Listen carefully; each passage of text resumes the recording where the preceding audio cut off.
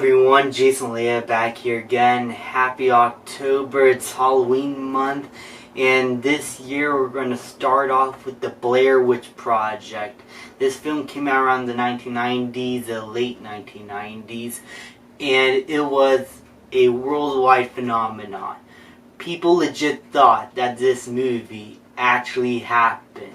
I mean, the movie itself did happen because it came out in theaters, but the story of the movie actually happened. It's about three filmmakers that are trying to film a documentary about the Blair Witch. And they go into the woods, camp out, and then they get stuck in there. They lose their way back to civilization. They're trying to find their way. And they assume that the Blair Witch is now starting to stalk them, haunt them, and just make them go mad. Now, I first watched this movie when it was on Netflix a long time ago. My father showed it to me, and it was one of the most frightening experiences in my life. I thought that the film was legitimately scary, and the ending was unnerving, and I actually did think it was kind of real because I did not know anything about this movie. I thought it was all real footage, but it turns out it's all fake. But the viral marketing website is crazy detailed about the lore, and all the marketing behind the film made you legit think that all this really happened. Like there were missing poster signs, people phone calling the mother about her lost daughter in the movie. It did not happen in the movie, but they legit thought that the daughter was lost. But after all these years, how does it hold up? To me, the movie holds up pretty well. Though it's not perfect. You could definitely tell that there were some budget restrictions from these guys. But for what they were able to do, I think they did a brilliant job of creating the suspense and horror of trying to find this Blair Witch. And the characters themselves feel real. They got really good actors to portray these kids, and they all do a really good job. They felt legitimately invested in their project, and once they get lost in the forest, you could tell how much of a toll it's taken on them. Their reactions to everything felt real. Sometimes it doesn't, but for the majority of the time, their performances feel authentic, and I legit thought that these kids could be in danger and that there is a Blair Witch out there.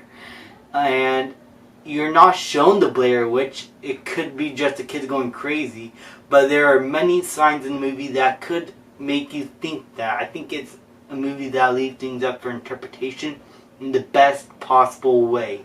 Whereas with other movies, they probably would have cheated you or showed you the Blair Witch straight away, like the sequel did. This one keeps things subdued. Now, the Blair Witch was supposed to show up in a scene in which Heather would pan the camera at one angle to show the Blair Witch, but they never got the shot. I think it's for the best. I think less is more. And that kind of makes you scared, like, oh my god, there really is a Blair Witch? What's going on? It is something that you don't see often in horror movies, because a lot of horror movies now have big budgets and they can show everything now, but back then these kids had like $100,000 or something like that. Kind of a little less than even the original budget for the original Halloween movie. I think it's a little cheaper than that. And the fact that they use a actual cheap camera to film everything, it's just, you don't get that much creativity anymore these days with movies. This started the found footage genre, and while most found footage films are pretty bad, some are pretty good, none of them had been able to capture the success of the Blair Witch. This is still one of the most profitable movies of all time, and for good reason. It was a legit phenomenon.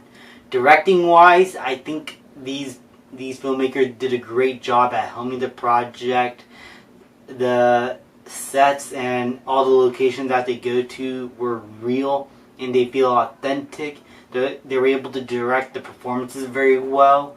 The little bits of actual things that they built for the project, like the twigs or the tents and everything, it's all minute. It's not the most like visually appealing movie to look at, but that's the point. It's not supposed to be something kind of like any horror movie today where they have like a big budget where they can show lots of crazy visuals. This is just 3 kids walking in the woods. And while that could sound boring, it is actually, to me, a good way of making you feel like you're stuck in the woods and you have this claustrophobia, not knowing where you are. You're stuck in one place. You're scared that if you go further, you could get much more lost. It is legit scary. That's kind of the fear of the movie also. If there's no witch, the fear comes from not knowing where you are and how lost you are in the middle of nowhere. And to me, that is actually kind of scary. As someone who's went camping and hiking many times, I sometimes can feel scared if I become lost because I don't know where my way is or where I want to go. Obviously, I'm here, so I know I'm okay, but that's kind of a fear I have sometimes. So I think that's just a personal thing to me that helped me enjoy the movie more. But I don't know. It could be something for you. Now, a lot of people don't like this movie because it is just a bunch of people walking in the woods. And I can kind of understand that. The movie has not aged that well. As I said, some of the performances do feel off. And there's definitely a cheapness to the movie that can turn people off. And now that they know that everything in the movie that happened was fake and it felt like all the build-up was for nothing. But still, overall to me, this movie, while not perfect, still holds up extremely well as a very tense horror film, and I would highly recommend it. I'm going to give The Blair Witch Project an A. Thank you guys so much for watching. People like, subscribe, comment, and I'll see you guys next time.